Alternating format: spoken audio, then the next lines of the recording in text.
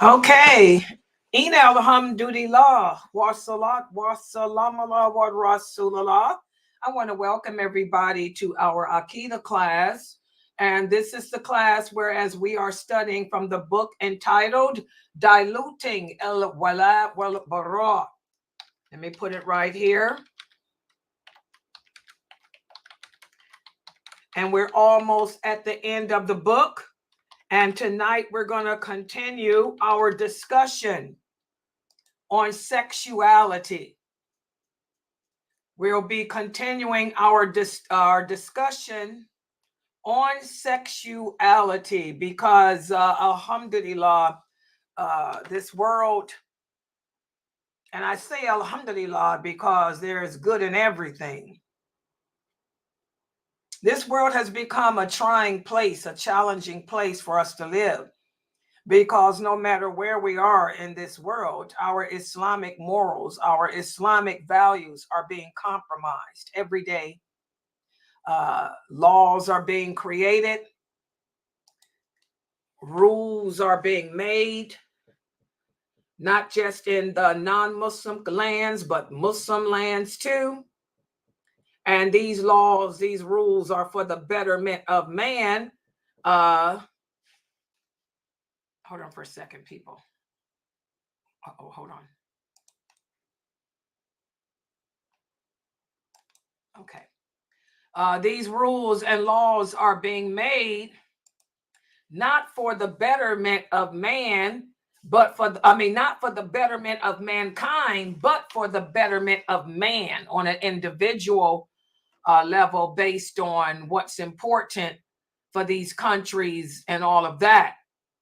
And this is something that's bad. Whenever, as we've talked about in this class, whenever we choose the laws of man over the laws of Allah, there will always be repercussions. There will always be consequences. And the number one consequence is our faith. As Muslims, the faith that we have, the iman we have today as a whole is weak. Most Muslims are not practicing this religion correctly. Most Muslims don't understand the lawful from the unlawful. Most Muslims don't understand what their role in life is as a woman or what their role in life is as a man because the roles have become blurred due to man's laws of equal rights and supremacy. You know, women, and hold on for a second. I know I'm lagging because of, let me see if I can close this. I'm just going to close it. Okay. This should help. Yeah, I got a video. Okay. Yeah, I got a video that I was making from yesterday and it's lagging me down with the streaming. That's just too much on my streaming, my internet, because we got a storm here. You know, we have this feminism going on in here in the world. And it's sad because I see the Muslim countries suffering with this, you know, these rights for women. And women have the right to be imams. Women have the right to call the adhan for prayer. Women have the right to lead men in prayer. And it's happening in countries like Egypt. You know, Egypt have women calling the adhan and leading men in prayers. Okay, so it's not just an American thing.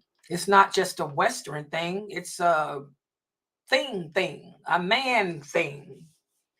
Everybody wants the right. Women want the right to work. You want to be able to be like a man and go out and provide and maintain. You want to be the provider. You want to be the maintainer. And who's paying the price? Our children. All over the country here in America, our children are starting school. And most of our kids are going to public school. And like, if you guys were here for my class with the kids at 2, one of the concerns they have is safety. When I asked them, why is homeschooling better than public schooling? And the number one thing they all said is safety. I said, safety, yes. If you learn at home, your kids, we're safe. No bullying, no one teasing you, no one harassing you, no one trying to belittle you for your beliefs, no one making fun of you because you dress different, no one making cracks about you because you're not like them in appearance. You know, that's something that parents, you need to think about. You know, you got your kids in the public schools. What is wrong with you? And I know the Muslim schools nowadays are no better either. I'm just going to be honest. It's too much filth. And I do repeat, filth going on in the Muslim schools too. The same filth, the racism, the molestation, the bullying, the teasing. The Muslim schools are no better. But there is an alternative. You guys have homeschooling as an alternative. Why are you Muslim parents sending your children to public schools when you can homeschool them? Because it's too much on you? What is your job? And I'm talking to the women here, not the men. It's the men's job to go out and and work. I'm talking to you Muslim women who become westernized. You want to be like the Kafirs. You want to go out and work. You want to be like a man. Your job is your children. You should supposed to be at home, nurturing, taking care of those kids. That's your ward. You're going to be held accountable. Allah's going to ask you in that grave, why were you not there protecting and nurturing your children? Instead, you wanted to be like the non-Muslim women and go out in the workforce when that ain't your job. That's your husband's job. That makes me sad. Why would any respectable Muslim who fears Allah put their children in public school? There are so many homeschooling programs that are free, no tuition. Free. A lot of you say that your kids are not in Safa USA. Oh, I can't afford. The Muslim homeschooling is too much money. It's $400. That is a lot of money, especially when you got more than one kid. Most of us got 6. Let's just call it out. Muslims make babies. Most of us got 6 kids. That's a lot to pay a tuition. $400 is a lot. Okay, then what's your excuse for the free K through 12 homeschool programs? No tuition. Plus, they provide the Chrome box for you. Why are you Muslim women sending your kids to Kafir schools? What do you think they're missing out on? They're not missing out on anything, because the homeschool programs give them scholarships to college too. The homeschool programs, they graduate from them and they can still go to college, to Ivy League. So what are what makes you Muslim women believe they better off in the Kafir school, where all the kids got boyfriends, all the kids got girlfriends, they doing drugs? Sex is the norm. LGBTQ. Not only do you have to worry about your daughter having a boyfriend, she got a girlfriend too. It's all about being bi. Yeah. One of the parents was telling me how her kid, says, Mom, everybody got a boyfriend and a girlfriend. Both. You want to put your kids in that. And that's what we've been speaking about in this class, because the last chapter of this book of Sheikh Karim Abu Zayd, he speaks about how as parents, it's our job to nurture the children, to establish an Islamic foundation within them. And we're going to be held accountable for having failed our children. Most of us as parents, we are failing our children.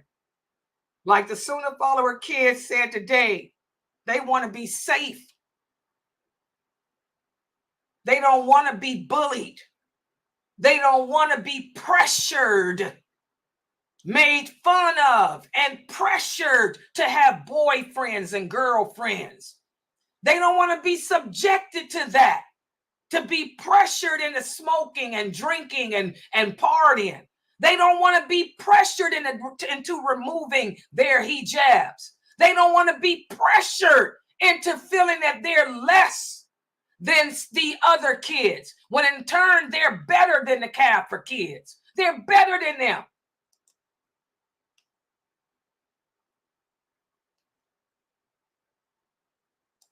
We have to get it together as a nation. We have to reprioritize. We have to learn what our roles are as parents. Wait a minute. Hold on. There's something that's going on here with this. Do I have any moderators here? Because something's... Yeah, I'm watching it. Yeah, because it done messed my screen up. I was letting her in and Tony in, and it messed me up where this thing done popped up, and I can't get my I can't get my picture back. I might have to leave out and come back in. Hold on, people. I might have to rejoin. Oh, subhanallah.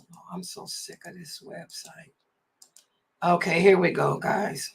I can't do it. I can't do two things on this thing. All right, so that's what we're speaking about today, guys. Today we're going to be covering again how it's our job as parents, particularly women, not the men. Education of the children falls on the women. Your husband's job is to educate you, his wife. And in turn, you're supposed to take the education and give it to the kids. It's on you women, not the men. The men got their hands tied trying to work 2, 3, 4 jobs to give you that house you want, to give you that nice car you want. Okay? It's your job to stay home and homeschool your children. Yeah, it's a lot of work, but what else do you have to do? If you stop trying to keep up with the Kardashians and learn how to be an Abdullah, it would come easy for you. You would know that your job, there are those children, you sisters. Y'all better listen and learn. Are you going to be a Muslim or are you going to be a Kaffir? There is no half and half. A Muslim woman's priority is her children. They come first and foremost in that home. You teach them the deen. You come to my classes every day and you learn the basics. Because that's what everything here is, the basics. And everything that you learn here from me, you teach it to those children. And you homeschool them through some K-12 program, and they got free ones. Free, no money involved. So you got 10 babies. Oh yeah, that's what we do. We make babies, and then we sit on our derriere and think we're going to be Kardashians or liberated. Well, you homeschool them 10 babies. That's your job. You ain't got nothing else to do. So let's take a look at today's class. Okay, let me put the PowerPoint up on the screen.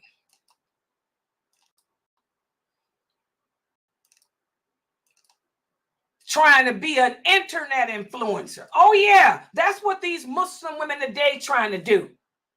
If you would turn that computer off, trying to be a media influencer, get your priorities together. Your job is to influence your children. Nobody needs you making no videos on how to cook, how to put a hijab on. You better sit your behind down and homeschool your children, because your children don't feel safe. Your children don't like going to school. Your children are on the verge of losing it. And they're afraid to even talk to you, because most of us don't even have the relationship with our children. And that's what we're going to speak about today, how to provide our Muslim children with a supportive environment. that in turn will help them to navigate the challenges of life. And again, we have to understand that building a strong family, this is essential for the kids. Your priority shouldn't be money. Your priority shouldn't be traveling, working. I want to get a job and work. Yeah, you want to be a man? You're going to die like a man. And you're going to be punished like a man. Okay? Your priority should be establishing a strong family unit, a supportive environment where your children can grow up with self-esteem, self-love, self-respect, and be protected against those outside influences that are aimed to destroy them. So these are some of the things that Sheikh Kareem Abu-Zaid came up with that can help us to develop a strong family unit. Number one, instead of being on the internet trying to be a social media influencer, sit your behind down and schedule some quality family time. We should schedule regular family activities, family meals that can help us to develop meaningful relationships and connections with our children. Everybody should eat dinner together as a family every day. If your husband gets home from work at 6, dinners at 7, dinners on the table, and the children will sit down with you and him together and talk about the day's events. Talk about what happened at work, what happened at school, what happened. How do you feel about this and that? This should be every day. Okay? Also, listen to your children. Pay attention. Like I did today. I asked the kids that question. Give me some reasons why you think homeschooling is better than public school. I was surprised. Safety. That's what they all said, the boys and the girls. Safety, safety, no bullying, no teasing me, no asking me why I wear hijab, no making fun of me. They no calling me a sissy because I don't have a girlfriend. No telling me that I'm gay because I don't have a girlfriend. Listen to your children. Pay attention to their thoughts. Pay attention to their concerns. And make them feel understood, like I did the kids here today. Also, encourage your children to be expressive. The children want safety, so create a safe space within your home where your children can openly share their thoughts and fear without judgment. When you're sitting down together every day at 7 o'clock, having dinner as you listen to Sister Layla, put me on the big screen TV. That can be a great start. Y'all understand what Sister Layla's saying? Oh, wow. What do y'all think about that? After my class, what do y'all think about what Sister Layla had to say? Allow the kids to express and share their concerns and tell them, I'm not going to judge you. Do you think that it's weird that Muslim kids can't date? We're not going to judge you. We're not going to punish you for your thoughts. Encourage them to express their feelings. And also, if there's conflicts, resolve them constructively. Teach your children how to address disagreements. A lot of our kids grow up with anger issues. If you have a child that gets emotionally upset, you want to sit down with that kid, you and your husband, and teach that child how to address disagreements without transgressing the limits. Teach them how, when you feel yourself getting angry, go make wudu and make 2 rakats, like the Prophet said to do. Or if you still feel upset after doing that, then take a walk Let's go outside in the backyard and we're going to jog around the backyard together. And always emphasize unity. Let the children know that they're not alone. Let them know that they are special, that you are here for them. We are a family. We stand together. If one of us is hurt, we all hurt, so I'm here. Let me know. We have to help each other in good times and in bad. And also practice showing gratitude. A lot of our children are growing up disrespectful. As a Daya, when I post up my videos on YouTube, y'all should see some. I delete them. I read my comments and I delete them. Some of these women are disrespectful. Women who are 20 and 30 years old. I am almost 100. I'm old enough to be your great grandmother. These 20 and 30-year-old little girls, because that's what they are to me, they have no respect. How you think you're going to check me? How you going to correct me, number one, when you don't even know who I am? Number two, I'm older than you. Number three, I studied from real scholars. Who's your teacher? Yourself and Shaitan.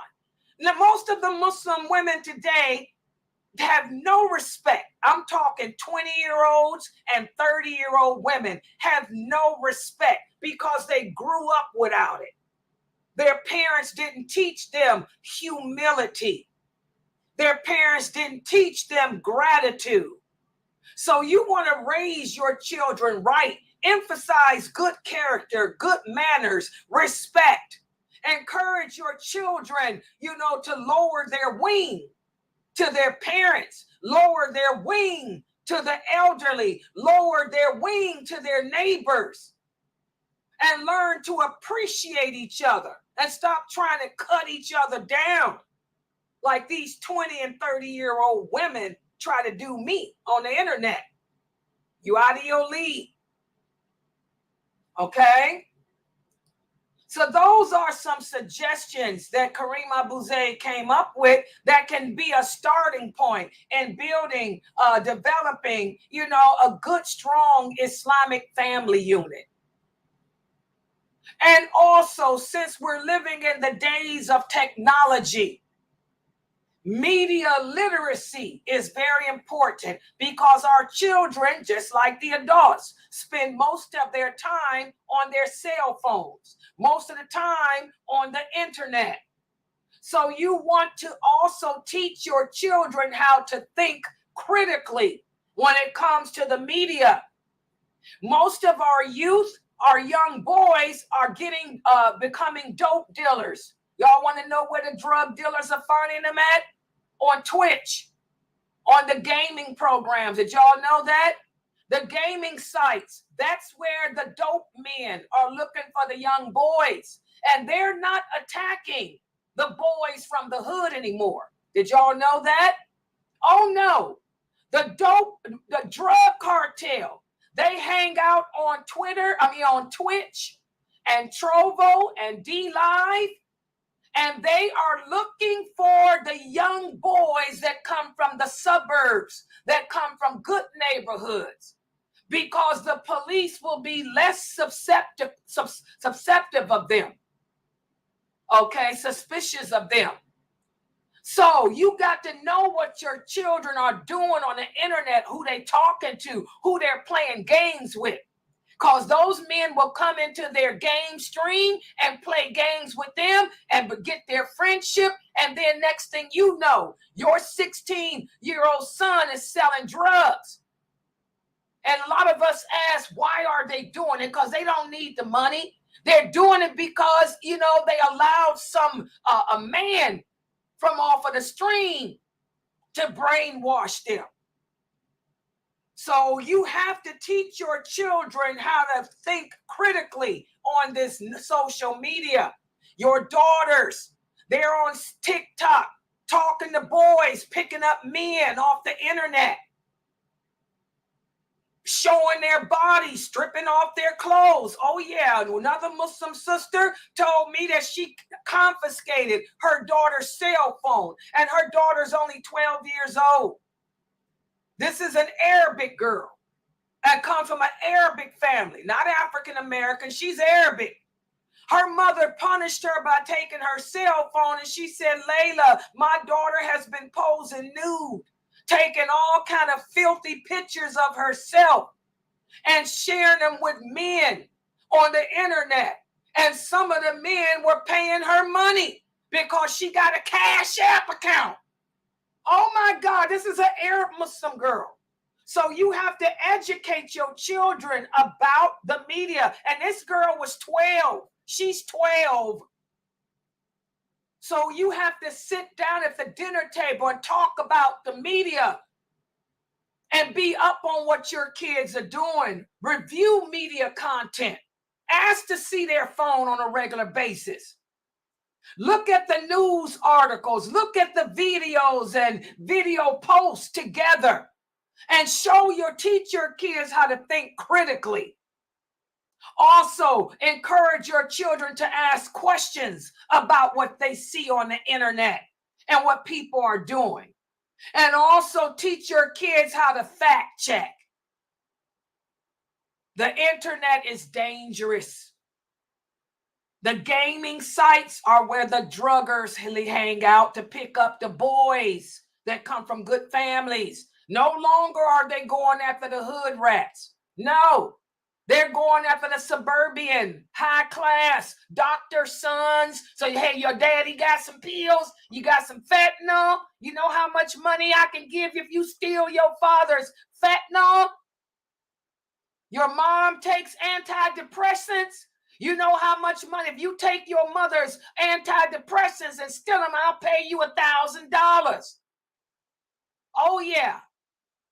And these are kids falling for this.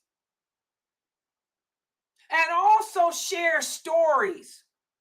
Share stories. I know when my granddaughter, Jayla, was staying with me when she was, she came to stay with me, she was 17.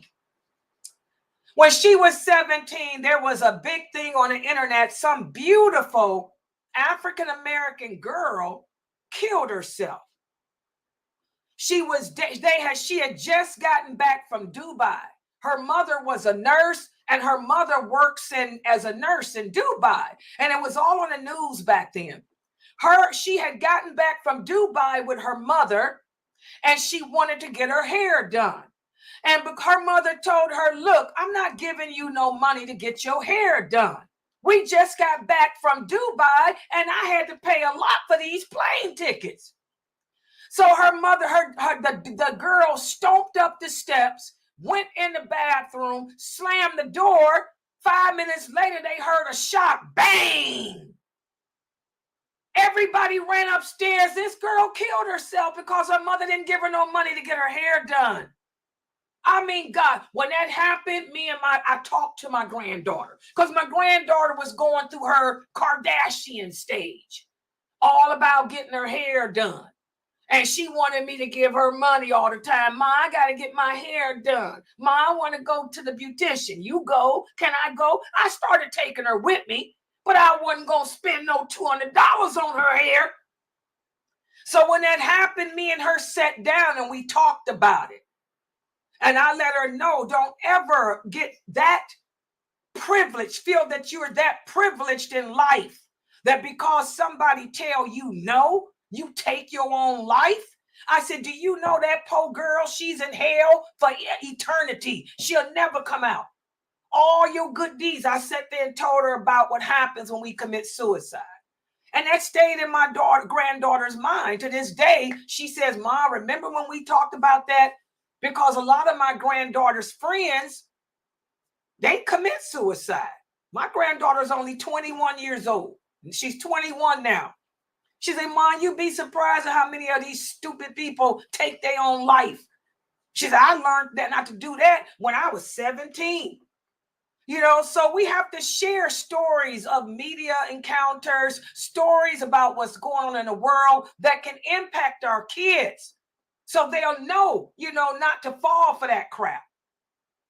And again, peer pressure is everything. Like the kid said today, peer pressure. They're going to ride your daughters in public school. They're going to ride your sons in public school, especially if your sons are good looking.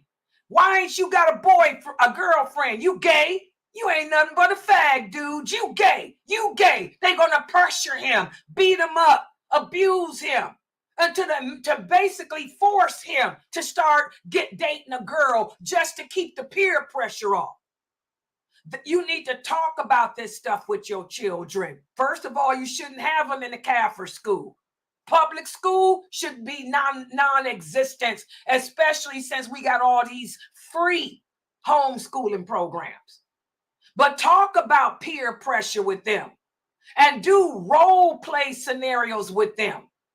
Do scenarios with your kids to teach them how to handle themselves in situations like that, how to come back. Like the one kid in my class today said, I said, what about public schools when they say, oh, you ain't got a girlfriend? His answer was, I tell him, yeah, I don't have girlfriends, but that don't mean I don't like girls. Yeah, teach your kids like his parents taught him how to make the comeback. Yeah, you right. I don't have girlfriends. I don't have time for that. But that don't mean I don't like girls. It's just that I got my priorities. Girls ain't the priority right now. I'm here to learn. I'll get a girlfriend, wife later in life. So teach your children how to do the comeback. Educate your kids on assertive communication. Show them how to express their beliefs respectfully like his parents did him. And again, always highlight the importance of our culture, our way of life over the Kaffir way of life. And also discuss with your kids the importance of surrounding themselves with other kids who are strong and who are good kids. Don't hang out with that girl over there because she dates and does drugs. Don't even deal with that boy over there. In fact, don't hang out with no non-Muslims.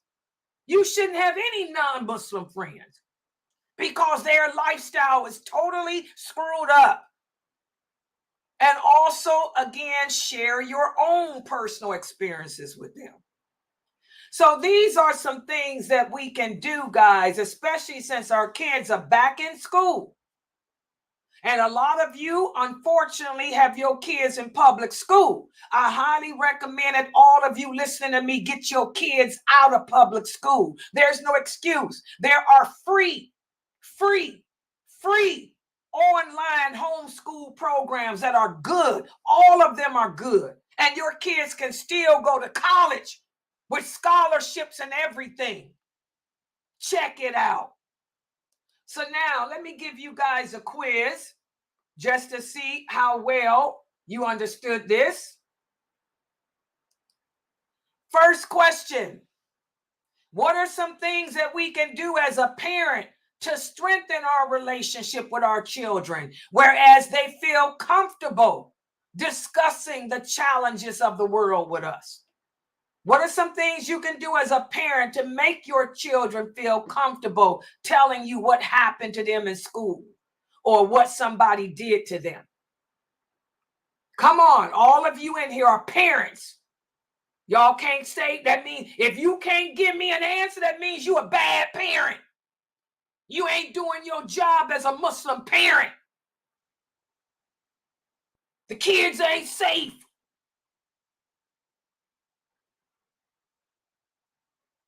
There's a lot of things you can actually do. Okay. So what I do with mine is we just sit around or we watching a movie or something, and whatever the situation is with that kid that happens on TV, I'll be like, what y'all think about that or whatever. Or if we go outside to the park and my son playing basketball or something like that, and then we come back and something happened at the park, I'll be like, what y'all think about that? So it's a lot of things you can do. Oh, good job. Exactly. And also, go ahead. Also, at the dinner table, make sure you have having dinner with your children, and that's a good time to sit down and discuss things in the evening. Exactly. Other things we can do, like the brother typed here. Oh, go ahead. Go ahead. Now, I wanted to also add, as a Muslim, we have to educate also our surroundings and be aware of the things that are going on, because these are the very things and examples that we have to set forth and show our children so that they could understand what's going on. For example, the trafficking, the sex trafficking, that they are making documentaries on it and they watch TV. So they should be watching these things because, like you said, these people are picking up the kids online through different sites.